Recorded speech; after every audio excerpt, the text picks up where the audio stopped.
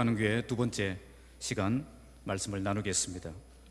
자, 교회는 언제든지 갈등이 일어날 수 있는 곳입니다. 그런데 대부분 갈등이 일어나는 곳은 이 본질적인 문제가 아니라 비본질적인 문제에서 많이 일어납니다.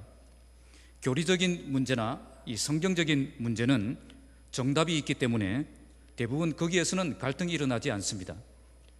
대부분 성격, 방법, 이 문제로 갈등을 일으키고 문제가 되는 경우가 많습니다. 오늘 우리가 읽고 있는 이 본문도 본질적인 문제로 갈등을 일으킨 것이 아니었습니다.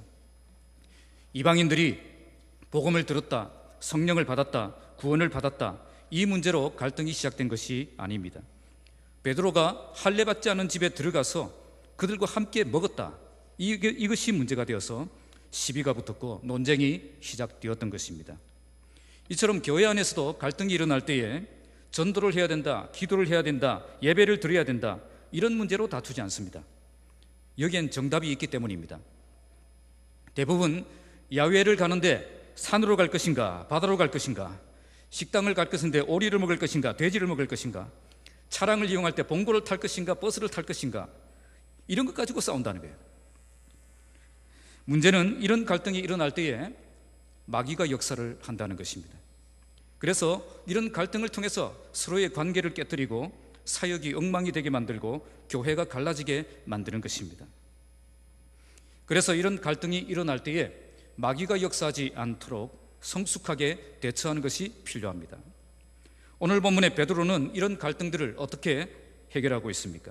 그는 할례파 사람들에 의해서 강한 반발에 부딪혔지만 그들과 논쟁하지 않았고 그들과 충돌하지 않았고 도리어 차근차근 설명하면서 하나님의 일하심을 보여줍니다.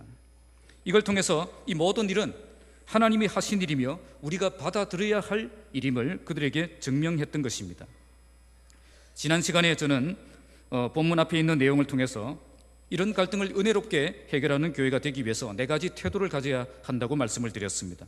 첫째는 침묵하고 기다릴 줄 아는 태도, 둘째로는 본질적인 문제를 볼 수 있는 태도, 셋째로 인내하며 기다릴 줄 아는 태도, 마지막으로 하나님의 뜻에 복종하는 태도입니다. 지난 시간에 이어서 오늘 본문은 베드로가 고넬료 집에 들어가서 말씀을 전했을 때에 어떤 성령의 역사가 일어났는지를 설명합니다. 여기서 오순절 성령 강림과 동일한 성령의 역사가 일어나는 모습을 보고 이 모든 일은 하나님이 하신 일이며 하나님의 역사하신 일이며 그리고 우리가 받아들여야 될 문제라는 것을 선포하고 있습니다. 이처럼 하나님이 인도하신 일이 분명하다면, 하나님의 역사하심이 분명하다면, 하나님의 뜻이 분명해졌다면 이제 입을 다물고 잠잠해져야 한다는 것입니다.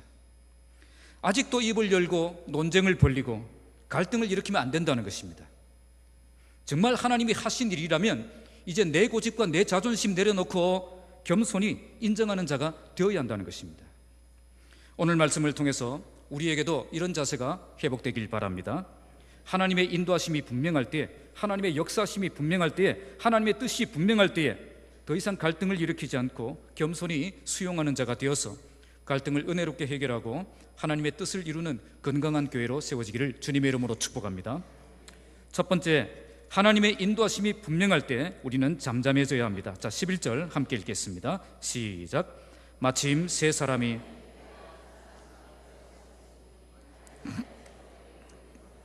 자, 마침이라고 했습니다. 그리고 원문은 그리고 보라, 바로 그때, 이런 뜻입니다. 놀라운 일이 벌어졌다는 거죠. 언제 이런 일이 벌어졌습니까? 본문 앞에 베드로가 환상을 보며 고민하고 있었습니다. 그 안에는 이 세상에 존재하는 모든 짐승들이 다 들어있었습니다. 그런데 하나님께서 일어나 잡아먹으라고 하십니다. 잡아먹는다는 것은 제물로 바치고 그 고기를 먹는다는 것입니다. 이 명령을 받았을 때 베드로는 고민이 되지 않을 수가 없었습니다. 깨끗한 짐승이야 얼마든지 이렇게 할 수 있지만 부정한 짐승들을 어떻게 그렇게 바치고 고기를 먹을 수가 있겠습니까? 그래서 자기는 그럴 수 없다, 그렇게 대답을 합니다. 그런데 하나님이 뭐라고 대답하시죠? 하나님이 깨끗하게 하신 것을 내가 속되다고 하지 말라, 그렇게 대답하십니다. 베드로는 지금 하나님이 깨끗하게 하신 것을 내가 더럽다고 말하고 있었던 것입니다. 이런 일이 3번 반복되었습니다. 하나님도 똑같은 명령을 3번 내리셨고 베드로도 똑같은 대답을 3번 했던 것입니다.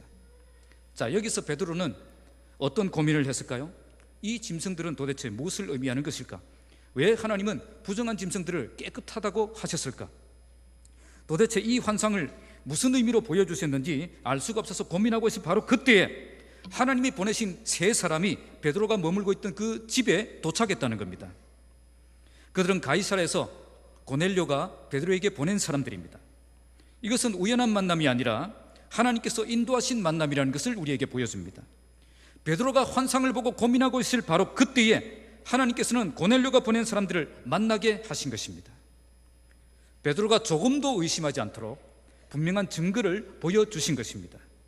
이처럼 하나님의 때가 되면 하나님께서 정확하게 역사하십니다. 필요한 사람을 만나게 되고 필요한 방법을 찾게 되고 필요한 물질이 채워지게 됩니다. 우리에겐 우연이란 없습니다. 모든 것이 하나님의 계획과 통치와 섭리 가운데 정확한 시간에 정확한 목적을 이루기 위해서 하나님이 인도하고 계시는 것입니다. 자, 12절 함께 읽겠습니다. 성령이 내게 명하사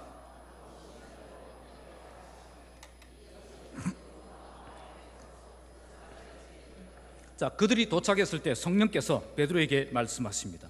아무 의심하지 말고 함께 가라. 왜 의심하지 말고 함께 가라고 했겠습니까?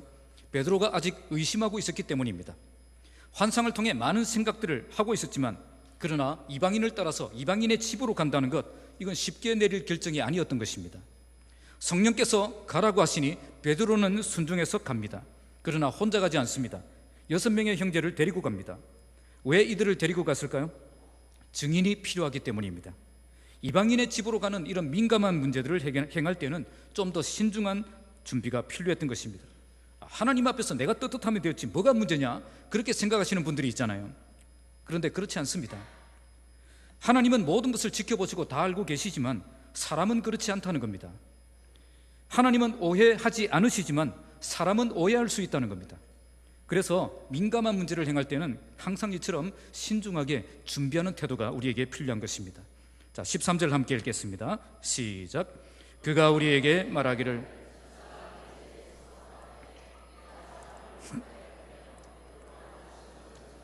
자, 베드로가 그의 집에 들어갔을 때 고넬료가 맞이하면서 자기가 왜 베드로를 불렀는지를 설명합니다. 베드로를 부른 이유는 천사의 지시 때문이었다는 거죠. 여기서 베드로는 이 만남에 철저한 하나님의 인도하심이 있었다는 것을 발견하게 됩니다. 하나님은 베드로만 만나주신 것이 아니라 고넬료도 만나주셨던 것입니다. 하나님은 베드로와 고넬료의 만남을 위해서 양쪽에서 동시에 역사하고 계셨던 것입니다. 고넬료는 베드로를 만나야 한다는 마음을 주시고 베드로는 고넬료에게 가야 한다는 마음을 주신 겁니다. 이처럼 준비시키기 위해 고넬료에게는 천사를 보내시고 베드로에게는 환상을 보여주셨던 것입니다. 본문에는 나오지 않지만 여기에서 할레파 사람들이 아마 많이 당황을 했을 것입니다. 거룩한 천사가 어떻게 더러운 이방인의 집에 들어갈 수 있는가? 하지만 이것은 사실이었습니다. 왜 그렇습니까? 천사가 이처럼 나타나서 가르쳐주지 않았다면 어떻게 베드로가 요바에 있다는 것과 또 누구의 집에 있다는 것 알고 찾아갔겠습니까?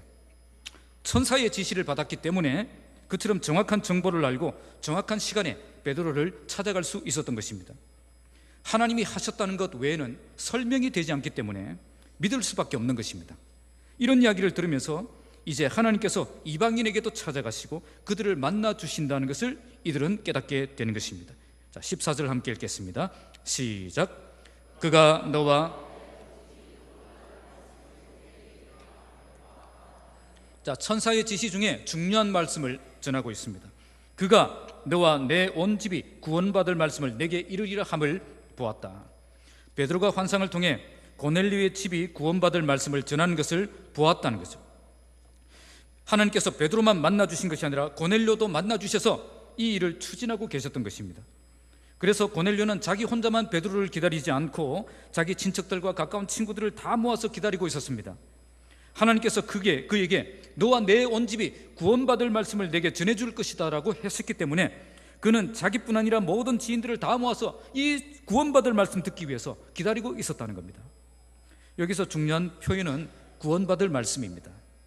고넬료 가정은 구원의 복음을 듣고 믿어서 구원받은 것이지 할례를 받거나 율법을 지켜서 구원받은 것이 아니라는 겁니다. 할례파 사람들이 생각하는 것처럼 이방인들도 할례를 받아야 천사 만날 수 있고 성령 받을 수 있는 것 아니라는 거죠. 여기서 베드로가 정말 하고 싶었던 말씀이 무엇입니까? 이 모든 일은 하나님이 준비하신 일이고 하나님이 시작하신 일이고 하나님이 인도하신 일이라는 것입니다.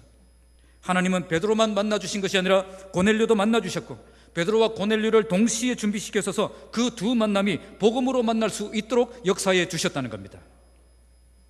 우리 하나님은 한쪽에서만 일하신 것이 아니라 양쪽에서 동시에 일하고 계셨던 것입니다. 고넬료만 찾아가서 복음을 들으라고 하신 것도 아니고 베드로만 찾아가서 복음을 전하라고 하신 것도 아닙니다. 고넬료에게는 복음을 들으라고 하셨고 베드로에게는 가서 복음을 전하라고 하셨던 것입니다. 자, 이렇게 해서 만난 만남이라는 것입니다. 이렇게 하나님이 일하시면 정확한 타이밍에 정확한 만남이 이루어집니다. 삭개오가 주님을 만나기 위해서 어떤 나무에 올라갔죠?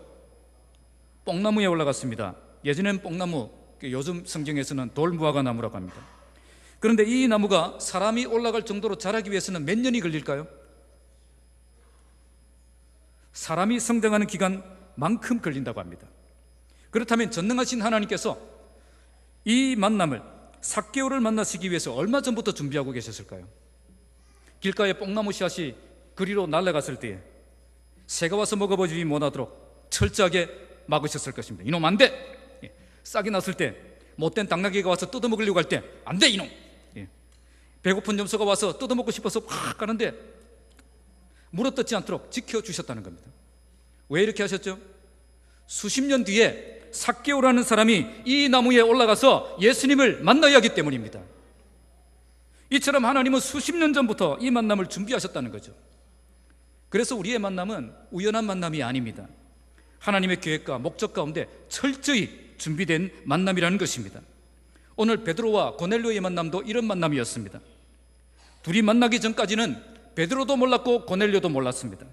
그런데 만나고 보니까 모두 하나님의 인도하심이 있었다는 사실을 발견하게 됩니다. 이런 사실을 발견할 때 얼마나 놀랍고 감격이 되겠습니까? 헨리 블랙컵이라는 목사님이 하와이에서 이렇게 선교사를 위한 초청 행사를 하고 있었습니다. 그런데 갑자기 스태프들이 와서 목사님, 예산이 1,000만 원 정도가 모자랍니다. 갑자기 어디에서, 이 하와이 땅에서 이런 물질을 준비할 수가 있겠습니까? 그래서 목사님 스태프들을 내보내고 숙소에서 엎드려 기도하기 시작했습니다. 그날 밤에도 잠도 제대로 자지 못하고 계속 하나님과 씨름하면서 그렇게 그날을 보냈는데 그 다음날 아침에 호텔에서 미국에서 편지가 왔다고 편지를 전해주는 거죠. 편지를 뜯어보니까 거기엔 정확하게 그 금액이 들어있는 것입니다. 누군가 예산이 필요할 것으로 생각하고 미국에서 후원금을 담아서 편지로 보낸 것입니다. 하나님이 응답하셨다. 기쁜 마음으로 감사기도를 드린 뒤에 이 금액을 스태프진들에게 전해줬습니다. 그런데 가만히 생각해 보니까 미국에서 하와이까지 편지가 오려면 얼마나 걸려요? 예, 얼마나 걸리겠습니까? 지금 이 부산에서 서울까지 편지 보내면 얼마나 걸립니까? 예. 미국에서 여기까지 오려면 적어도 아무리 빨라도 일주일은 걸립니다. 여기에 목사님이 소름이 끼쳤다는 거죠. 이 예산을 위해서 기도한 것은 언제 기도했죠? 어제 저녁이었습니다.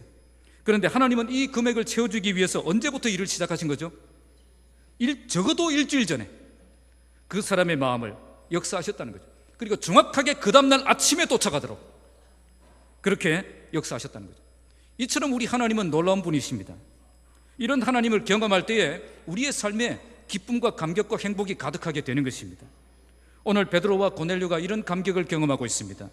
교회에는 이런 역사들이 많이 일어나야 됩니다.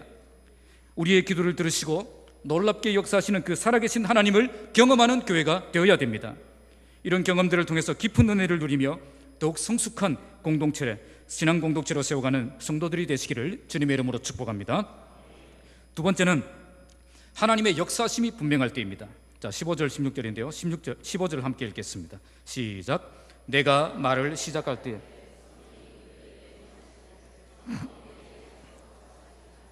자, 베드로가 말을 시작할 때에 성령이 그들에게 임하셨다고 말씀합니다. 베드로는 한 편의 설교를 다 한 것이 아닙니다. 이제 본격적으로 시작 좀 해보려고 하는데 성령께서 임하신 거예요. 그러니까 베드로가 설교를 잘해서 이런 역사가 일어난 겁니까? 아니면 설교와 아무 상관없이 일어난 겁니까? 설교와 상관없이 일어난 거죠. 베드로는 아직 설교를 제대로 끝내지도 못했습니다. 그런데 그때 성령의 역사가 일어난 것입니다. 이런 역사는 인간의 실력으로 되는 것이 아니라는 겁니다. 하나님이 하시는 겁니다. 설교자의 능력 때문에 성령의 역사가 일어나는 것 아니라는 겁니다. 분명한 복음의 말씀만 잘 전하면 성령의 역사가 일어난다는 것을 보여주신 거죠. 성령이 그들에게 임하실 때 어떻게 임하셨습니까? 처음 우리에게 하신 것과 같이 하는지라. 초대교회 오순절 다락방에서 그들이 성령 받을 때와 똑같은 방법으로 지금 그들에게 임하셨다는 겁니다. 왜 똑같은 방법으로 부어주셨을까요? 더 이상 논란의 여지가 없도록 하기 위해서 그렇게 하신 것입니다. 만약 좀 다른 방법으로 임하셨다면 어떤 반응이 나왔을까요? 아마 이방인들에게 성령을 내리실 때 좀 의심을 가지고 보게 되었을 것입니다. 진짜 성령이 아니라 다른 영일 수도 있다. 저렇게 다른 걸 보니 뭔가 이상하다. 뭔가 문제가 있다. 그래서 그들이 성령 받은 것 인정할 수 없다. 이렇게 나올 수 있는 거죠. 그래서 하나님은 초대교회 예루살렘 교회에 부어주셨던 그것과 똑같은 방법으로 그들에게 성령을 부어주셨던 것입니다. 누구도 토달할 수 없도록 분명한 성령의 역사라는 것을 그들에게 보여주기 위해서 이렇게 똑같이 역사해 주셨던 것입니다. 그래서 이제부터 성령이 믿는 자들에게 부어진 것처럼 이방인에게도 이제 부어진다는 사실을 그들에게 선포하고 있는 것입니다. 자, 16절 함께 읽겠습니다. 시작. 내가 주의 말씀에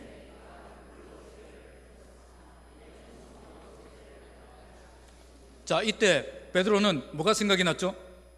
주님의 말씀이 생각납니다. 요한은 물로 세례를 베풀었으나 너희는 성령으로 세례를 받으리라. 누구에게 하신 말씀입니까?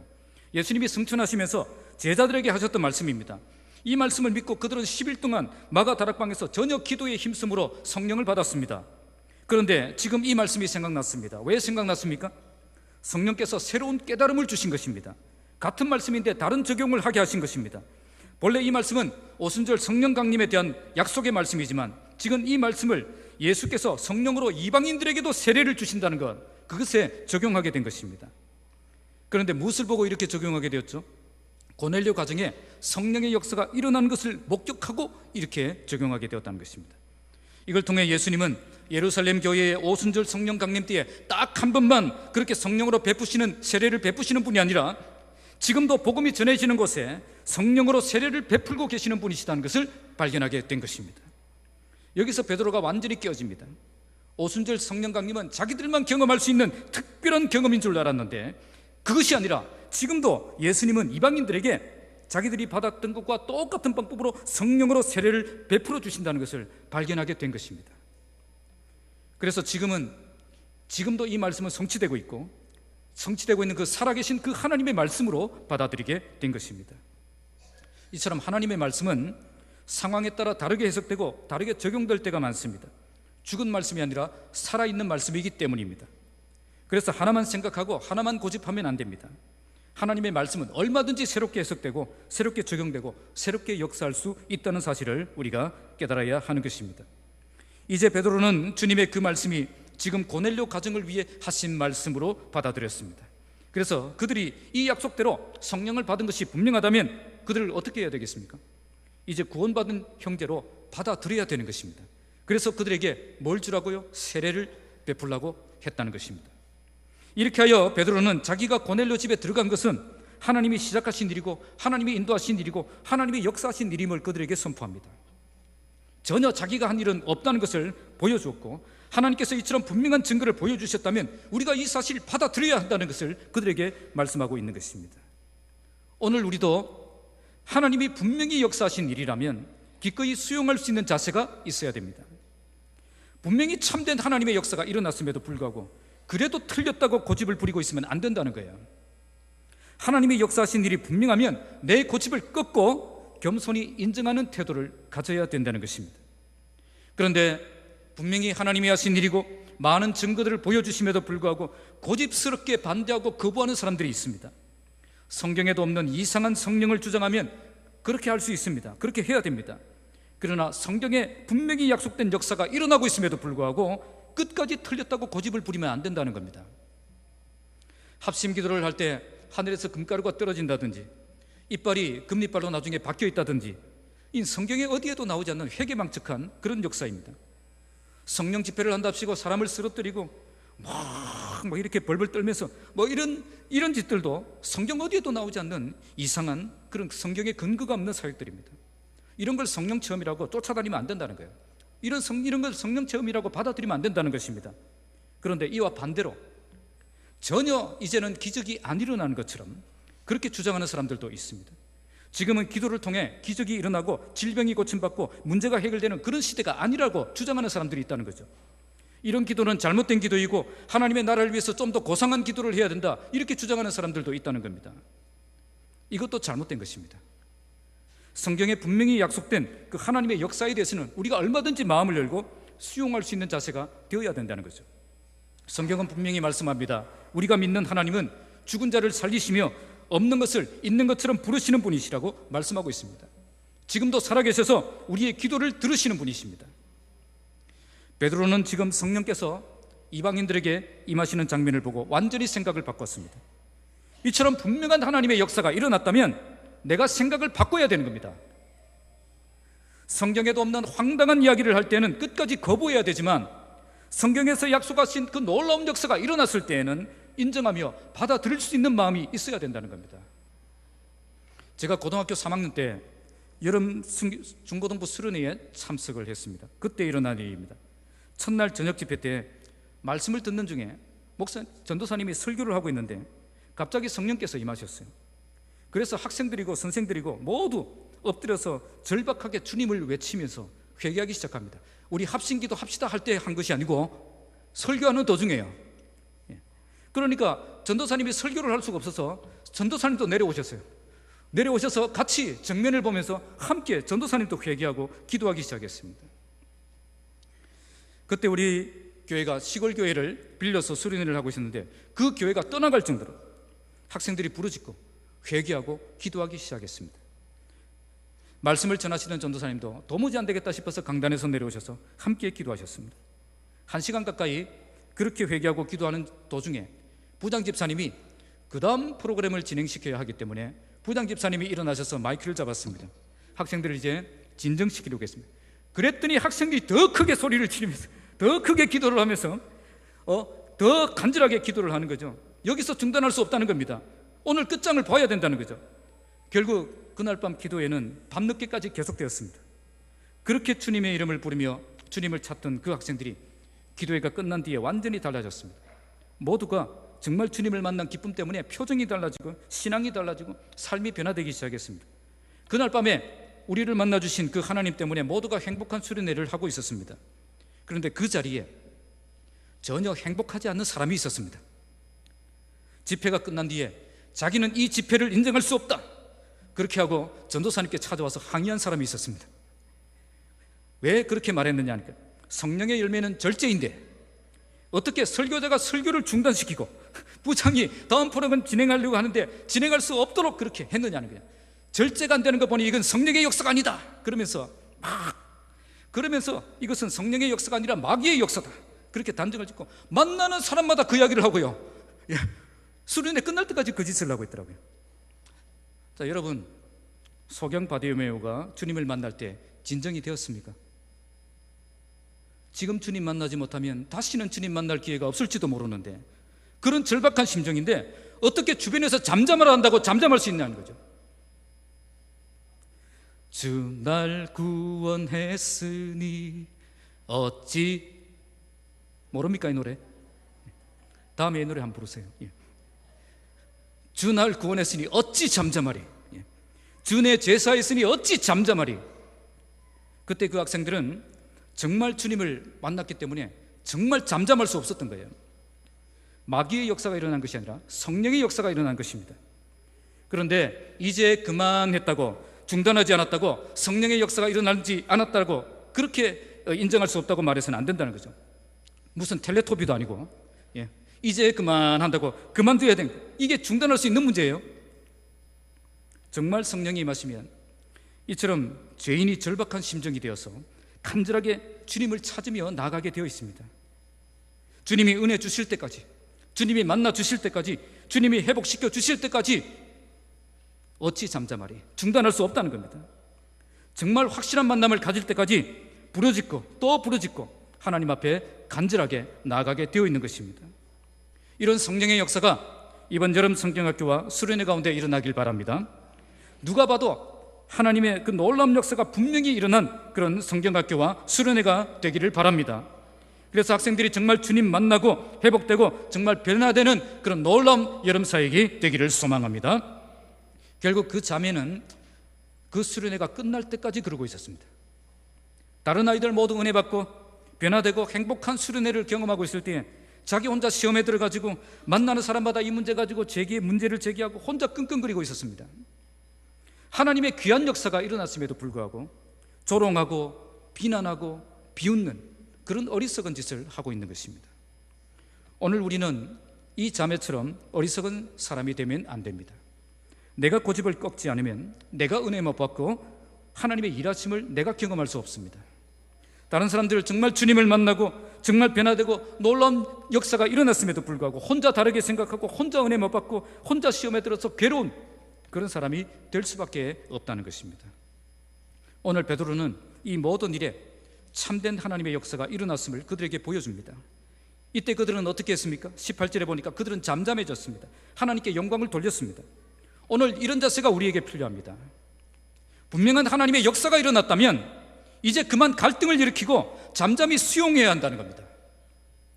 우리 교회가 성경에 약속된 놀라운 능력과 기적을 풍성히 경험하는 교회가 되길 바랍니다. 그러나 엉터리 성령 체험과 같은 잘못된 신앙은 분별해서 과감하게 걸러낼 수 있어야 됩니다. 반대로 올바른 성령의 역사가 일어났는데도 계속 비난하고 조롱하고 거부하는 교회가 되면 안 됩니다. 분명한 하나님의 역사가 일어났을 때 겸손히 인정하고 받아들이는 교회가 되어서 성경에 약속된 그런 귀한 경험들을 풍성히 경험하는 복된 교회가 되기를 주님의 이름으로 축복합니다. 세 번째는 하나님의 뜻이 분명할 때입니다. 자, 17절 함께 읽겠습니다. 그런즉 하나님이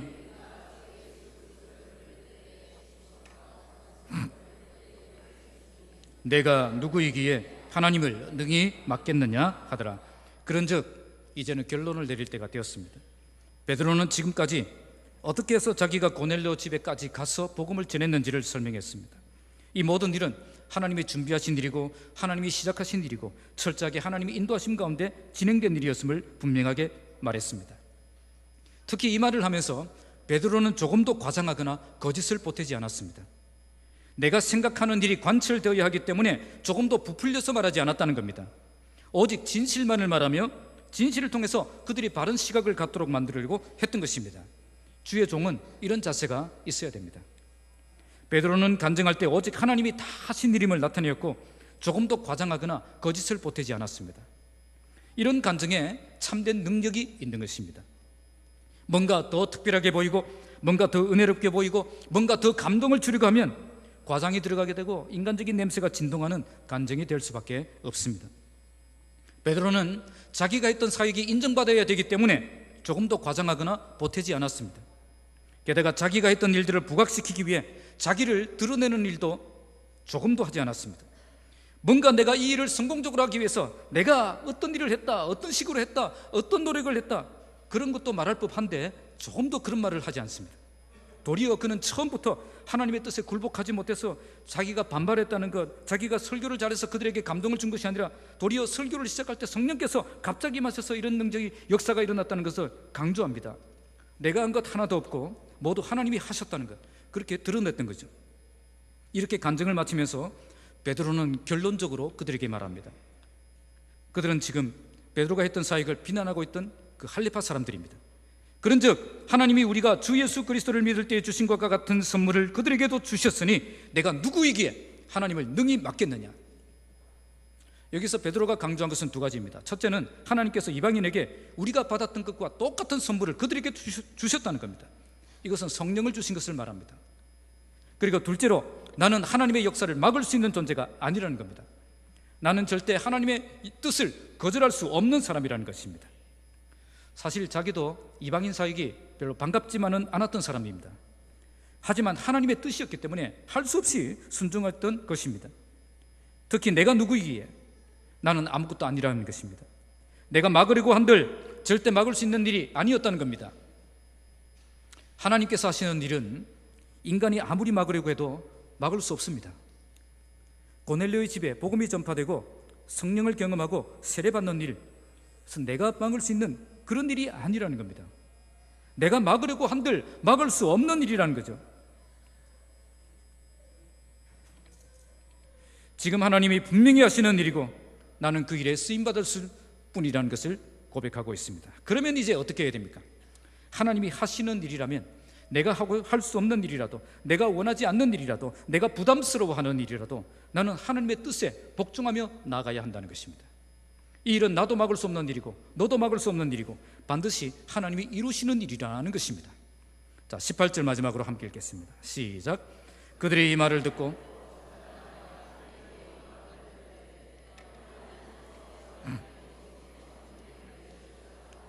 자, 여기 그들이 누구죠? 할레파 사람들입니다. 처음에 베드로에게 죽일 듯이 달려들었던 그 할레파 사람들입니다. 그들이 지금 어떻게 하고 있죠? 여기서 그들은 이 말을 듣고 잠잠했고 하나님께 영광을 돌렸습니다. 잠잠했다는 말은 아무 말도 하지 않았다는 겁니다. 그들은 처음에는 이런 일은 말도 안 되는 일이다 그렇게 생각을 했었고, 베드로가 오자마자 기다렸다는 듯이 달려들어서 마구 비난을 퍼부었습니다. 비난했다는 말은 맹렬히 비난하고 달려들었다는 뜻입니다. 그랬던 사람들이 자초지종을 다 듣고 난 뒤에는 어떻게 변했습니까? 잠잠해졌다는 겁니다. 교회는 이런 사람들이 모인 곳이 되어야 됩니다. 처음에는 오해할 수 있고 처음에는 의심할 수 있습니다. 그러나 모든 것이 밝혀졌을 때는 모든 오해를 풀고 모든 고집을 꺾고 잠잠해질 수 있어야 된다는 겁니다. 그러나 이게 쉽지 않습니다. 무엇 때문이죠? 자존심 때문입니다. 내가 했던 말이 있기 때문에, 이 자존심 때문에 끝까지 자기 주장을 철회하지 못하고 고집하고 있는 겁니다. 지금 할레파 사람들은 베드로의 간증을 듣고 자기 생각을 버립니다. 그들은 이제 자기가 틀렸다는 사실을 온전히 깨닫습니다. 베드로가 지금 잘못된 사역을 하고 온 것이 아니라 바른 사역을 하고 온 것이라는 것을 깨닫게 되었습니다. 이때 그들이 했던 것은 잠잠해지는 것입니다.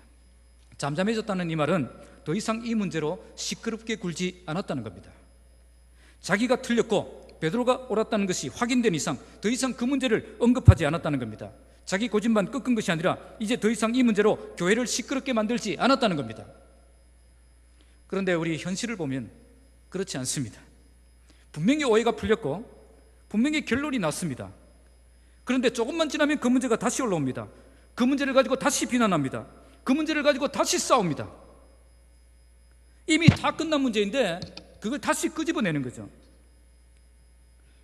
또 끄집어내고 또 말을 만들고 또 공격을 하고, 그런 짓 이제 하지 마세요. 정말 모든 것이 결정났다면 그때는 잠잠해져야 됩니다. 그리고 그들은 하나님께 영광을 돌립니다. 이것은 그들이 단지 반대를 멈춘 것이 아니라 이방인 선교에 대한 하나님의 그 주권적인 역사에 대해 기쁨으로 받아들였다는 것입니다. 모든 것이 하나님의 계획과 뜻 가운데 있음을 알았을 때 그들은 기꺼이 수용했다는 거죠. 그러면 하나님께서 이방인에게도 생명 얻는 회개를 주셨도다. 이것은 베드로가 그들에게 한 말이 아니었습니다. 사실 이것은 베드로가 그들에게 하고 싶었던 말이었습니다. 그런데 할레파 사람들이 베드로에게 먼저 이 말을 하고 있습니다. 이것은 그들이 이제 온전히 하나님의 뜻을 깨닫게 되었고 받아들였다는 사실을 보여줍니다. 이걸 통해 처음에 반대했던 사람들이 이제는 전적으로 이해하고 동력하는 관계로 회복되는 것을 볼 수가 있습니다. 여기에는 베드로의 그런 성숙한 자세도 있었지만 이 할레파 사람들의 성숙한 모습도 있었다는 것을 우리는 잊지 말아야 됩니다.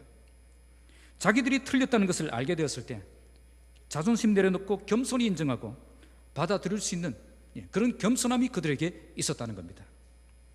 오늘 교회가 한 몸이 되지 못하고 분쟁이 일어나는 이유는 딱 한 가지입니다. 자존심 때문입니다. 자존심 때문에 하나님의 뜻이 분명함에도 불구하고 잠잠하지 못하고 계속 그 문제를 만드는 거죠.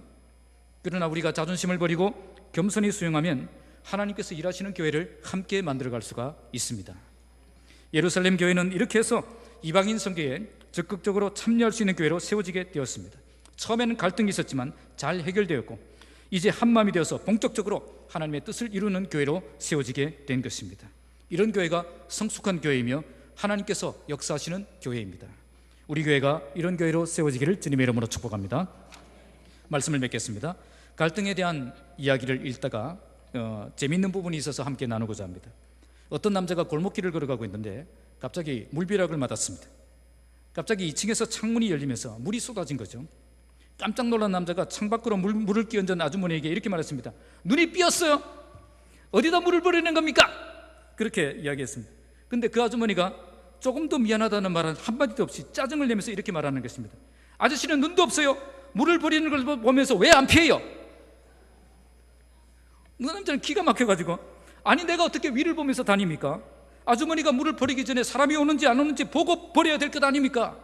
그랬더니 그 아주머니는 아저씨가 잘 보고 피해야지 왜 나한테 따져요? 별 이상한 아저씨를 다 보겠네 하면서 문을 탁 닫고 들어가 버린 것입니다. 그 남자는 이제 혼란에 빠졌습니다.